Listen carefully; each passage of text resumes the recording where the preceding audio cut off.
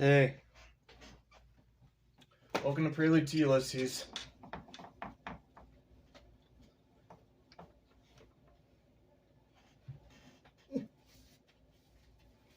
Before you ask, no. And before you ask, yeah, nope, nothing's real. Oh, what's going on with this paperwork?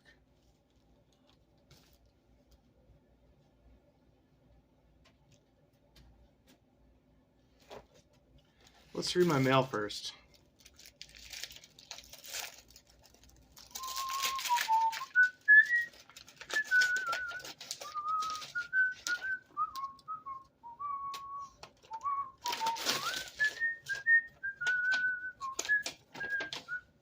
Congratulations, you've been selected to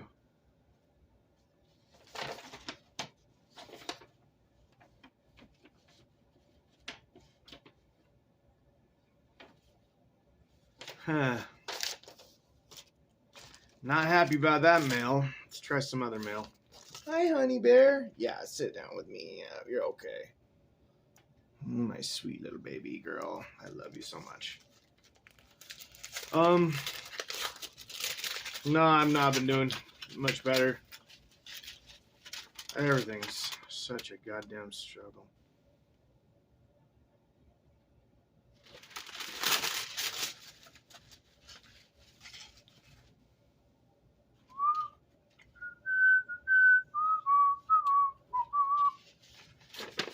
Hey, everyone wants money, man. Oh my god. Everyone wants money. Ooh, everyone wants so much money.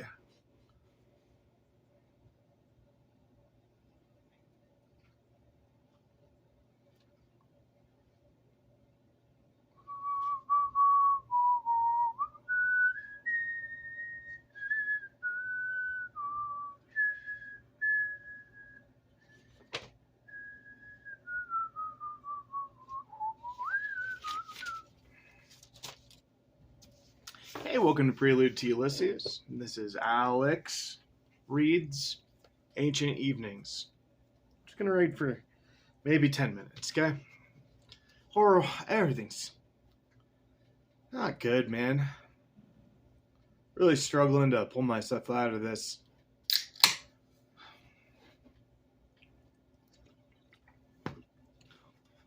Nothing helps you like a coconut LaCroix. Alright.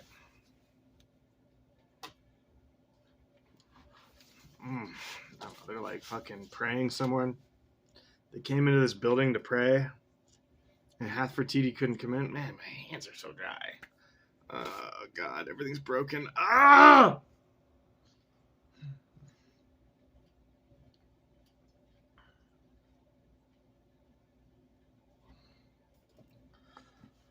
What do you love? Anything?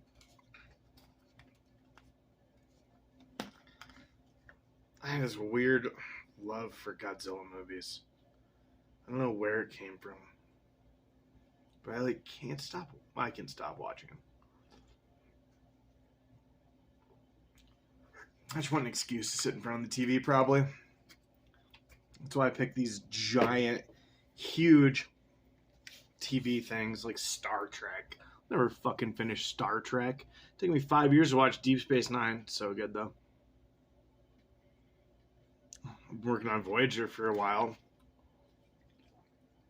Okay, 4 minutes. All right, we're gonna read till 11 minutes at least. Okay. Deal.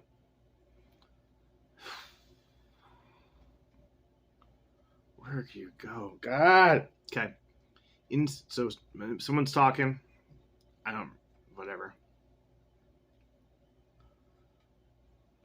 He broke the clay seal and we entered. Okay, so Menenhead is still talking. Inside, in the middle of the stone floor, was a circle of silver soil. That is, some white sand with many shavings of silver. And Ramses would kneel upon it and stare in contemplation on the sacred bark, which rested on the silver sand. I, kneeling beside him, would feel these filings cutting into my knees. The king, however, did not move. Ramses II had little patience in other matters. Yet there was no time of day happier to him than resting on his knees before the bark of Aman. That boat, if I may describe it for my family, was no more than 6 paces long, but covered with gold leaf and ornamented by a ram's head of silver in the prow, and another in the stern. We looked at these wonders and rested our knees on the silver sand in this great stone room, old as the centuries, and therefore possessed of the chill of great age even on a hot day. Okay, it's cool. It's chilly. That's nice. Besides, the presence of Aman was enough to bring cold to the air. It was dark, all but entirely dark in that place, if not for the single shaft of light. Ow! Ugh.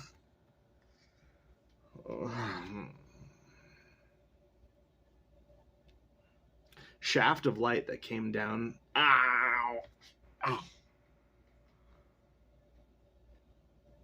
Ugh.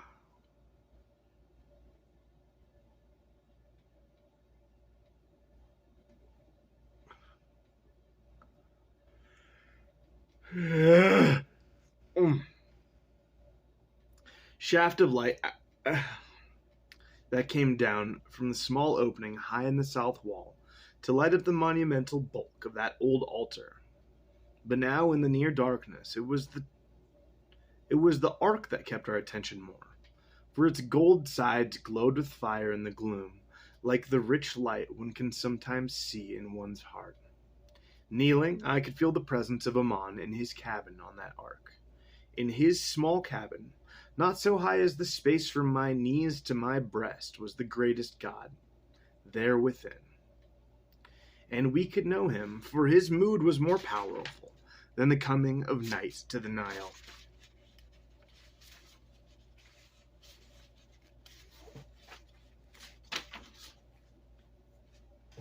Indeed, we always could say as we knelt before him whether he was happy with us or very much displeased.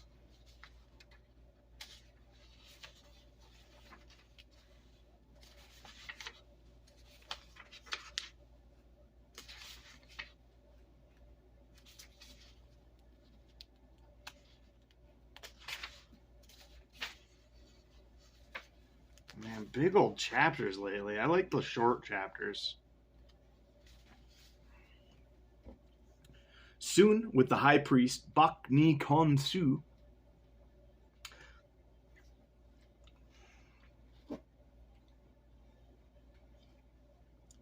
would come to the sanctuary with 2 young priests, the one who was Tongue and the one called Pure.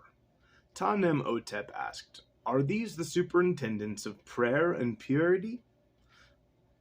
"Their titles have changed," said Menenhedit. "Ever so much." It was different then. Bakni Khonsu would wear no more than a white skirt. His feet were bare. Tongue and Pure would oil their scalps. Their heads would gleam.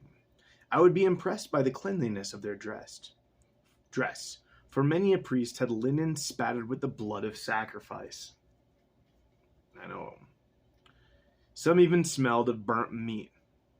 But not the high priest. He was a man with a simple manner, and now he said no more than, "The clay is broken, and the seal is loosed. The door is open. All that is evil in me I throw on the ground." With that he prostrated himself before the pharaoh and kissed his toe, even as Tongue and Pure kissed the ground to either side of Bakni Khonsu. All 3 kept looking up with adoration. I can tell you that despite their rank, they were not brothers to know much of matters outside the temple. Bakni Khonsu was most unlike Kemusha. If he was a 3rd priest by the age of 22, he had to wait until he was near to 40 before becoming a 2nd priest. During all those years, it was said he remained a vessel of innocence, but little more. No one thought of him with great regard until my pharaoh made him high priest. I think his loyalty to Ramses II may have been his first virtue. I might also say he conducted all services with exceptional care.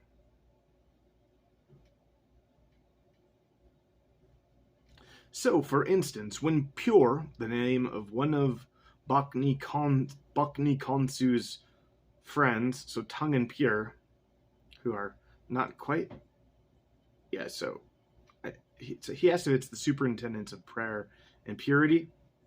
In the minutes head, it says their titles have changed. So I think it is the superintendents of prayer and purity who walk alongside the character of Kemusha. I don't remember that happening, but so sounds like they're cool. Everyone's cool. So, for instance, when Pure opened the door of the cabin, Bakhni Khonsu not only kissed the ground, but did it with his arms behind him, so that he was obliged to incline himself forward until supported by no more than his knees and his nose. Yet from this awkward position, he was able to roll his face on the ground in genuine terror at the awesome act of opening the cabin. So what's the deal with opening this thing? What's the big deal?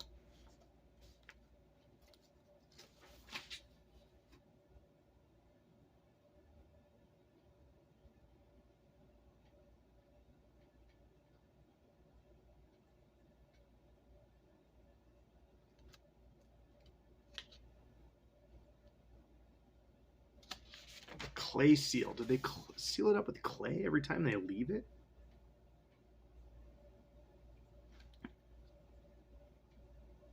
So he rolled his face on the ground in genuine terror at the awesome act of opening the cabin. And this was true even if they did it every day. So someone seals it behind them, or when they leave every day.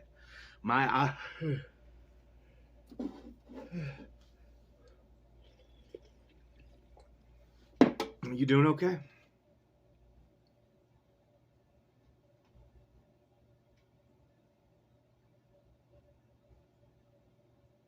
Tell me more about that.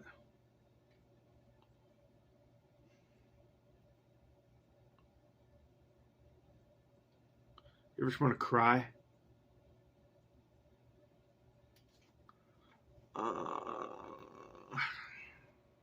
My eyes had grown used to the dark of the sanctuary, so I could see the statue. The gold of Amon's skin was smooth. His hair and the chin phallus of his beard were black. And the black stone of his eyes looked at me carefully. I could swear to that. I felt a new fear this morning, for it may be that I never dared to look into the face of Amon before. Yet he seemed less like a god than a small man, with features not so nearly handsome as Ramses. What? Oh, the statue, yeah. With features not nearly so handsome as Ramses. So who is Amon? I wish I had paid more attention. Not so handsome as Ramses II, and certainly not so fine as the delicate and somewhat sunken cheeks of Bakhni Khonsu. Indeed, Amon looked like what? Delicate, somewhat sunken cheeks, not so fine. Sunken cheeks. What's good about? Well, that doesn't sound like a positive thing, but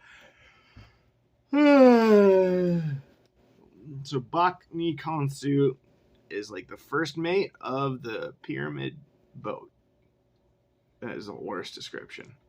What is Kemusha's job? I don't remember. He's like the Speaker of the House of... Oh my god!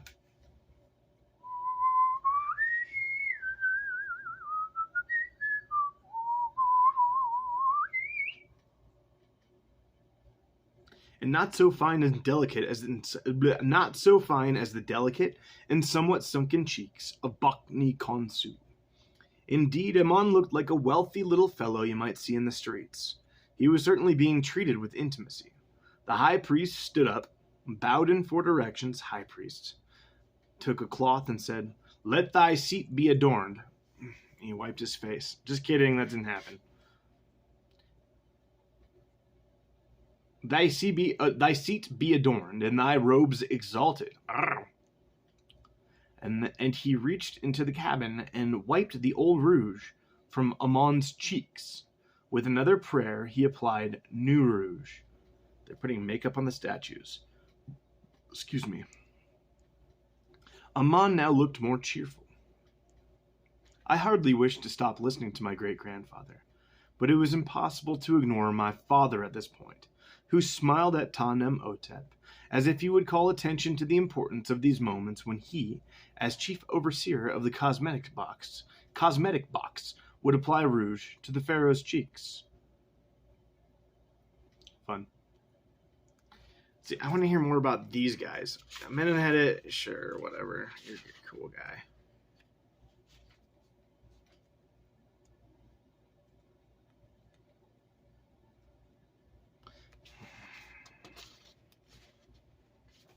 Now Bok-Ni-Su removed yesterday's garment from the golden limbs and plump golden belly of Amon, and replaced it with fresh linen and new jewelry. Each piece removed was blessed by tongue and kissed by Pure, then laid away in a chest of ebony and ivory. A perfume of sandalwood was sprinkled upon Amon's brow, and a cup of water was set before him, with a plate containing a few fine bites of meat and duck and honey. Then the priests lit the incense and prayed aloud. "Come, white dress," they said. "Come, white eye of Horus. The gods dress with thee. In thy name is dress. The gods adorn themselves. In thy name is adornment."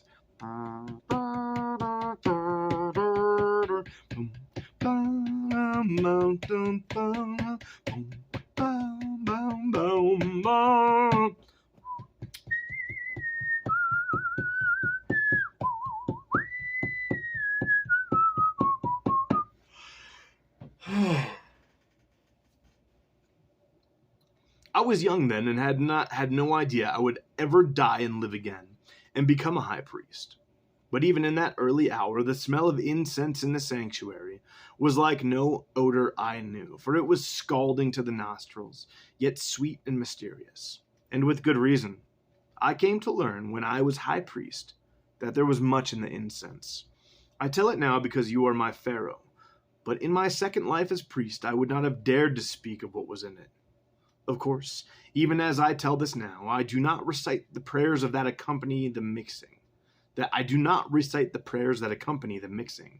Only that this subtle powder held the balm of resin and onycha, and galbanum and frankincense. And there were lesser quantities of myrrh, cassia, spikenard, and saffron. I can say there were also carefully chosen amounts of aromatic fruit rind, powdered with cinnamon, and then marinated with lye and wine and salt, plus salt of copper, to give a blue flame.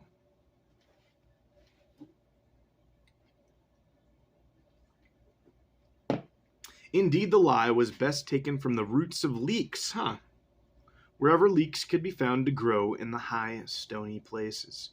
This was a secret of the high priest in those days. I wished to hear more, but Amenemhet paused. He would wait, so his manner said, while those who desired could muse over the salts and powders he had described. These herbs could bring back memories, after all, of funerals or perfumed couches, and so his audience was likely to be distracted by many thoughts. But I had no need to brood on galbanum, and frankincense. I waited to hear the story. My great-grandfather's tale might be full of bends, but like our Nile, it did not matter if the river flowed south for a time, since we knew it would always turn to the north again. What the fuck does that mean? So I was patient. I knew that the 4 lives of my great-grandfather were like the 4 corners that make the foundation of a box. His mind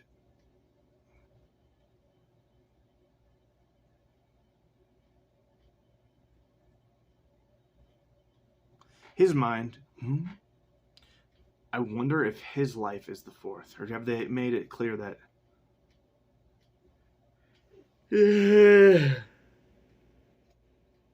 his mind could hold what any of us might wish to put within it. There was no matter on which he had not thought.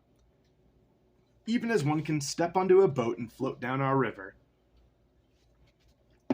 Thinking at first only of how far one has gone, after so many hours of travel, one begins to see that it is not really a large distance one has traversed, but yet the river is longer by far than the greatest journey one has taken before.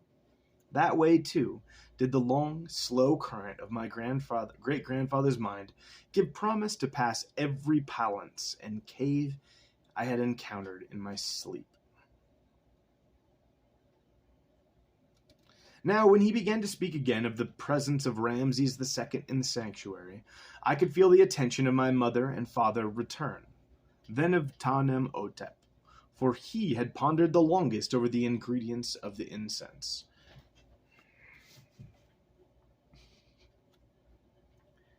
In other places than the temple, said Menenhadit, Ramses II was, as I say, impatient.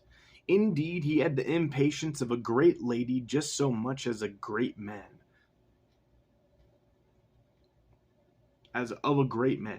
His face, as I believe I have related, would have been perfect on a woman as on a man. It was therefore a pure expression of Maat, M-A-A-T, that he had so great Maat is a feather? I don't remember shit. That he had so great an estate below. One knew what a man he was when offered a glimpse through his robes of the stoutest, longest friend any man had ever carried.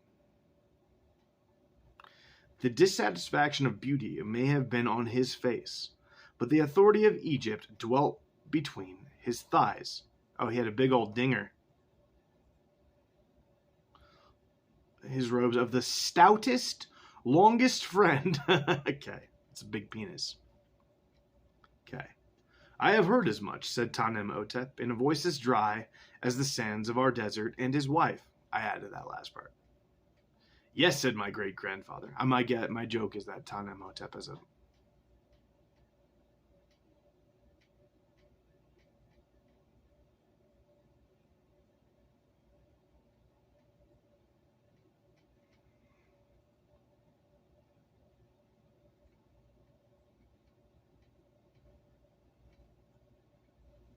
Yes, said my great-grandfather, and I have observed that most of those who are so fortunate as to have been given the great member of a god often show an uncontrollable lack of patience. Our usermare, our U-S-E-R-M-A-R-E. Let's see if that's a word. We're going to look it up in the dictionary.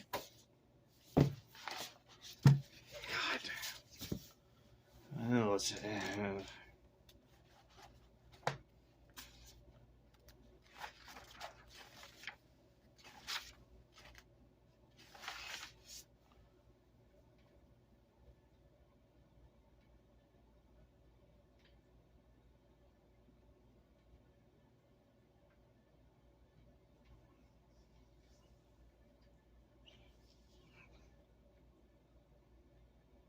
It's not in here.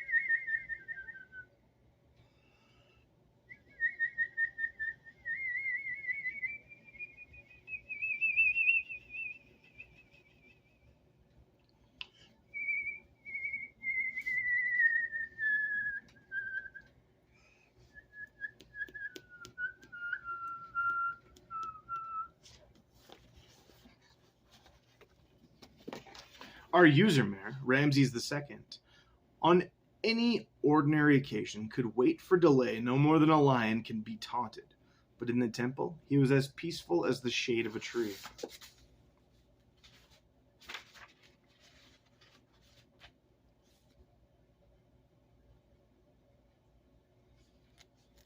Oh, I thought I had less to read. Keep reading for a minute.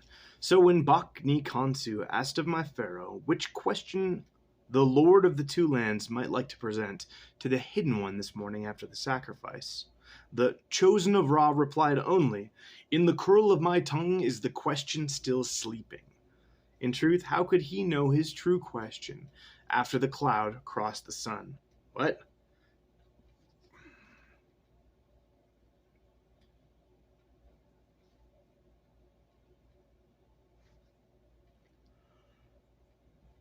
Oh, so he asks Amon something every day after a sacrifice?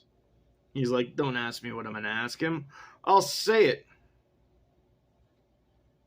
And he said, in truth, how could he know his true question after the cloud crossed the sun? What does that mean? The door to the sanctuary was now opened by Tongue and Pure. So this is a different day. So they're hanging out in the temple. Whatever. It's a different day. The door to the sanctuary was now opened by Tongue and Pure, and a white ram came through the portal, led by 2 young priests, one at each horn. 2 priests followed at the rear, holding pointed sticks to prod the ram's flanks. Then, as now, gold cords tied the beast's front feet close to each other. He could walk but not run. I may say, however, that in those days more care was taken with the animal itself. His horns were covered with gold leaf, and his skin was powdered until he was sweet smelling and whiter in appearance than our linen. This animal was, however, distraught. Some beasts are at peace with Amon when they enter the sanctuary, which is in itself a good sign, for then their entrails usually prove firm and do not excite any dispute concerning the shape. What the fuck are you talking about? This animal, however, must have seen the same cloud. What cloud? Because on encountering the altar, he gave one mournful sound, as though wounded by the knife already, and defecated. 3 large, wet deposits were laid on the stone. It was 3, and that is the number of change. We would have preferred 4, the base of a good foundation. The priest waited, therefore. But when no further tremor showed in the animal's hide, and the ram's mouth relaxed,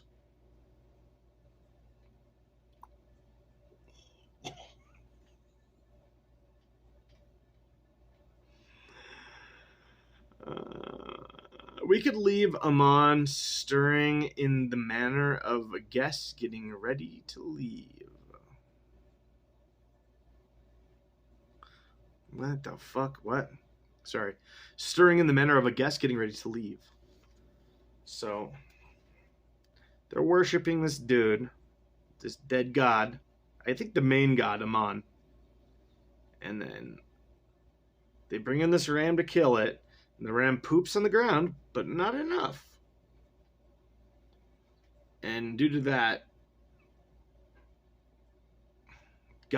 you can tell God's mad. That's not enough poop for God. Okay, Tongue and Pure came forward then with 2 handfuls of silver sand from the sacred circle on which the bark was laid, and they drew smaller circles of silver around each dropping. Now the animal was brought to the sacrificial stone.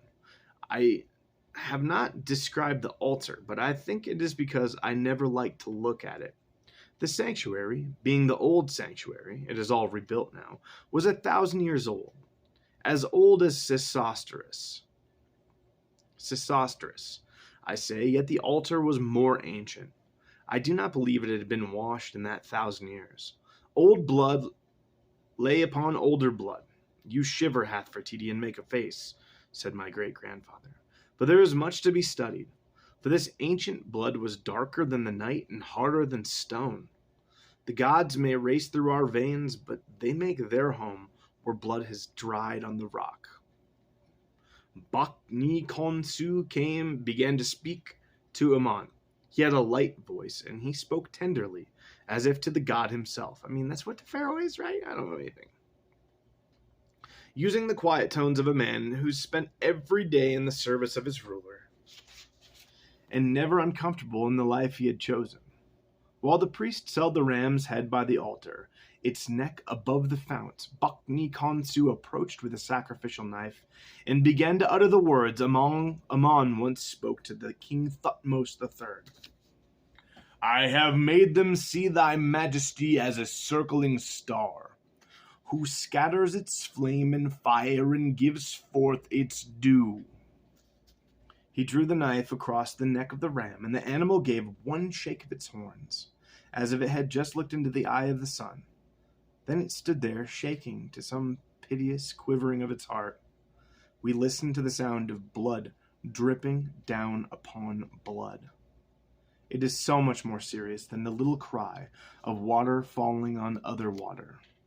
Bakni Khonsu said, I have made them see thy majesty as a crocodile, the lord of fear in the water. I give thee to smite those who live on islands. In the midst of the very green, they hear thy roar.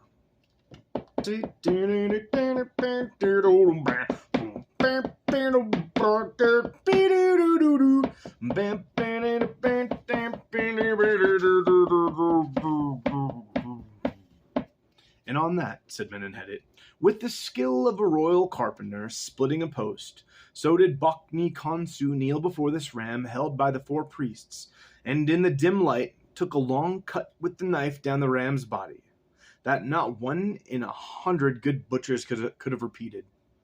So quick and certain was the gesture.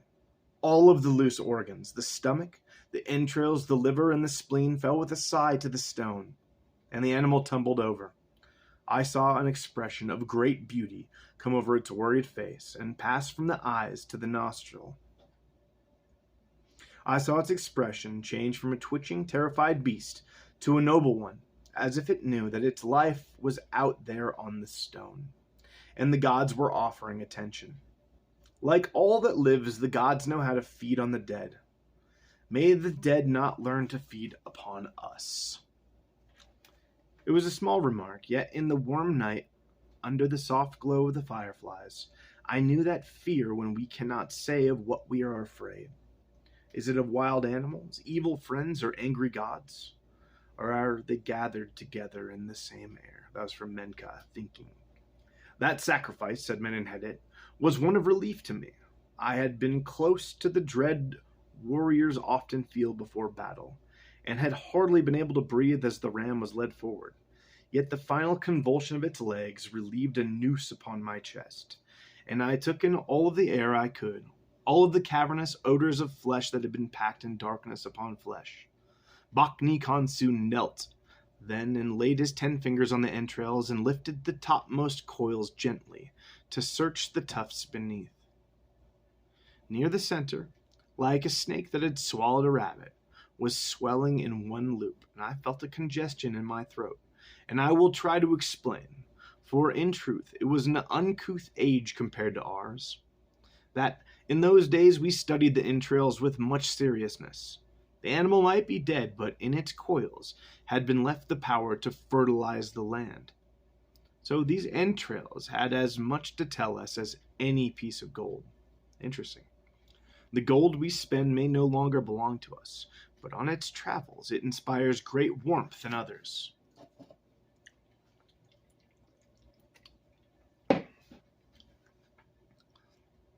If this is what they call philosophy, said my mother, it has a mighty stench. On the contrary, said Tanem-Otep, I am fascinated by the places through which your heart has passed. You study what others chose to wash away. Menenhedet nodded at the fine edge of this remark and went on. Standing around the circle of silver sand, our eyes on the navel of the little gold belly of Aman, we waited while the priests cut away little pieces of meat from the haunch of the ram and laid them on the fire of the altar. There, in the thick air of the smoke, as new blood charred on the hot stone, we felt the worth of the ram pass into the bellies of the gods who were waiting.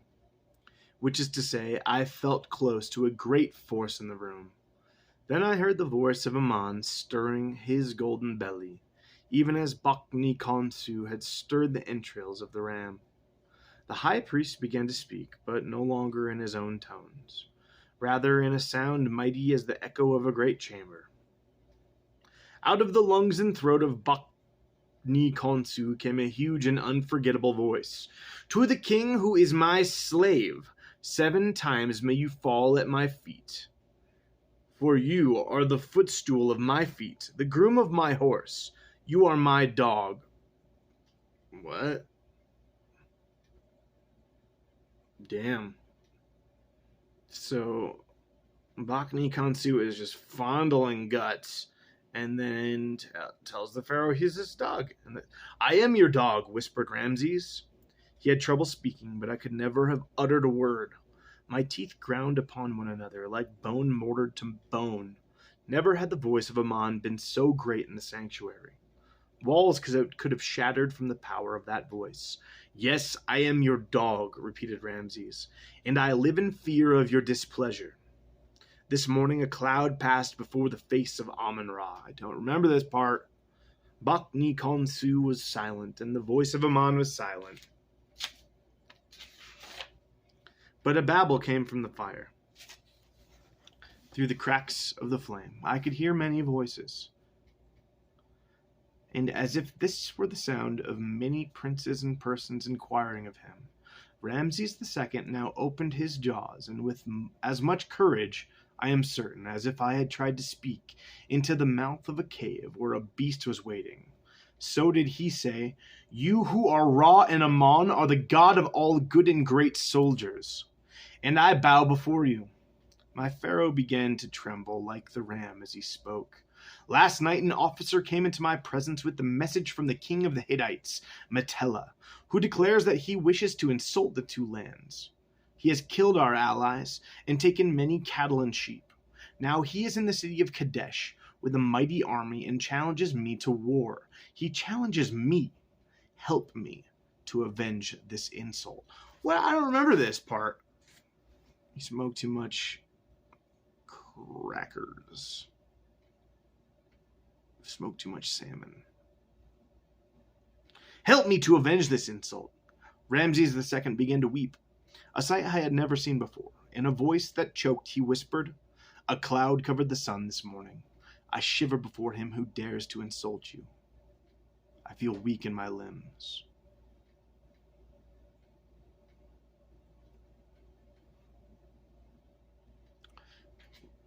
"The air was heavy with burning meat," said Menenhedet. "An odor so heavy I would not breathe it again until the Battle of Kadesh."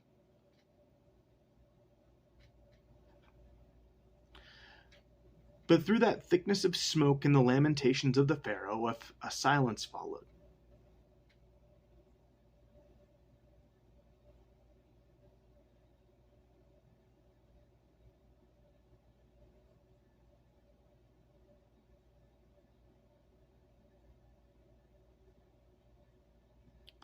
I would swear I saw in the corners of the painted mouth of Aman. I could swear I saw in the corners of the painted mouth of Aman turned downward in displeasure. Yet through the smoke and by the white light that still trembled in my heart when I closed my eyes, how could I know what I saw? I had not eaten since dawn, and the smell of meat burning on the altar inflamed my stomach. Then the great clamor of the voice of Aman was heard again, and in the throat of Bakni Khonsu, in cries of fearful rage, so did Aman say, "If you betray me, your legs will run like water down a hill. Your right arm is dead, your heart will weep forever. But if you are with me, they will see you as a lord of light. You will shine over their heads like myself. You will be like a lion in his rage. You will crush the barbarian and crouch over their corpses in the valley. You will be safe on the sea. The very green will be like a string tied to your wrist." "Yes," said Aman, in a voice so great that Bakni Khonsu's lips went still, and the golden statue began to vibrate on the seat of its cabin in the bark, until, though my eyes closed, I could see those gold lips moving beneath their rouge. "Yes, they will look upon your majesty as my 2 princes, Horus and Set. It is their arms that I bring together to guard your victory. bring to my temples the golden jewels of Asia." "I am as your dog," said my pharaoh, "even as the soldiers are my dogs, and the soldiers of the Hittites are my soldiers' dogs." He bowed again, and the god was silent. Soon we left the sanctuary for the banquet room, and there ate part of the meat of the ram that Ammon had left for us after his own meal was done. I was so much impressed by the superior taste of this food, and thought his saliva might still be flavoring it. "Come," said Ramses II, before I was finished with the meal, and his eyes were still red from weeping. "Come with me to cross the river. I want to visit my tomb."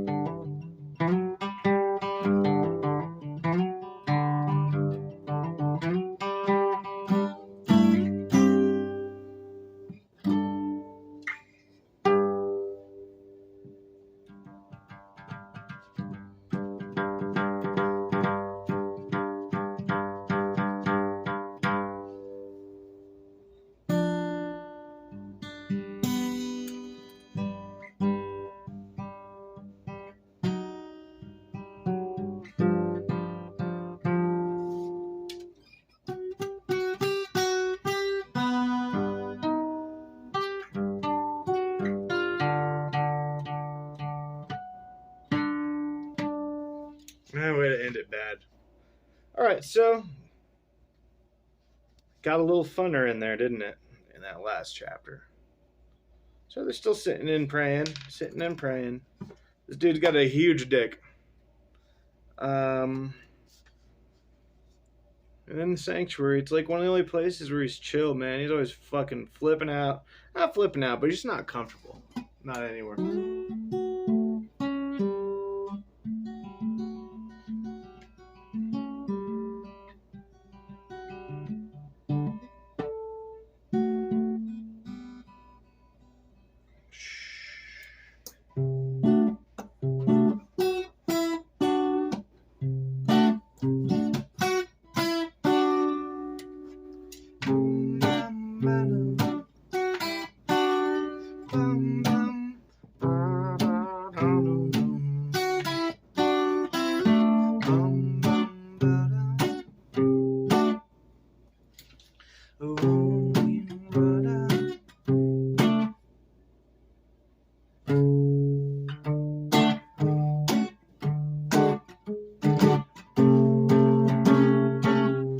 Okay. Maybe stop playing.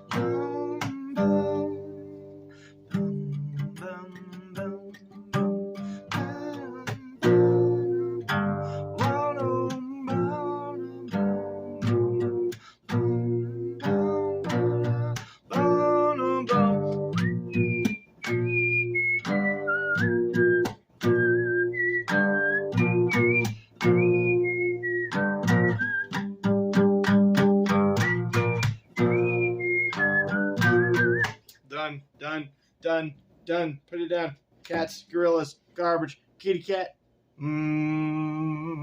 There's gorillas in the garbage in the garage. Okay.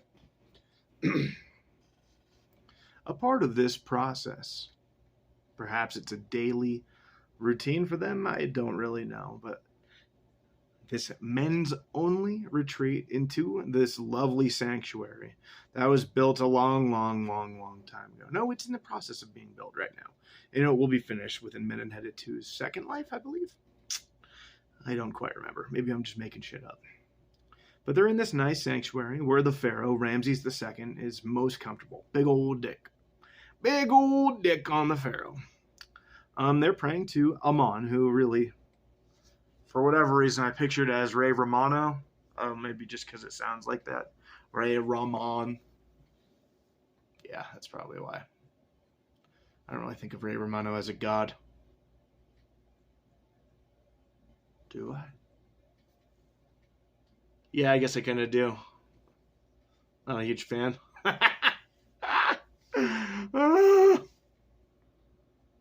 Then they brought in a ram, cut it out, or slit its throat, I think. And they cut its belly open, and then it died a good ram's death on the ground. And then Bekanabada, Blablaka, the guy, the high priestess, he starts fondling around the guts because guts turn into, I don't know, fields eventually. It's true.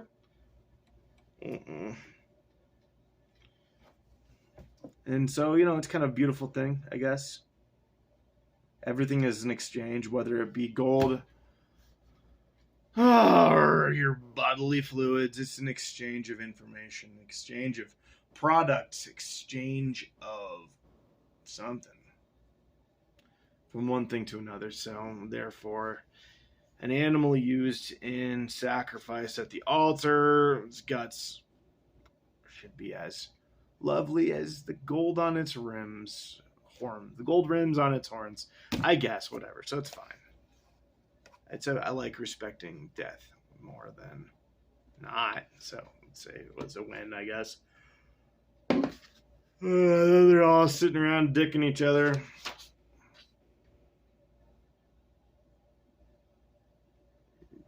He starts digging into him being a dog. He's like, oh man, will you protect me? He's like, fuck yeah, I'll protect you. Fuck yeah, you're the best. But this is just Barishnikov, or whatever his little buddy's name, the high priest's name is, I don't remember. Bakinari.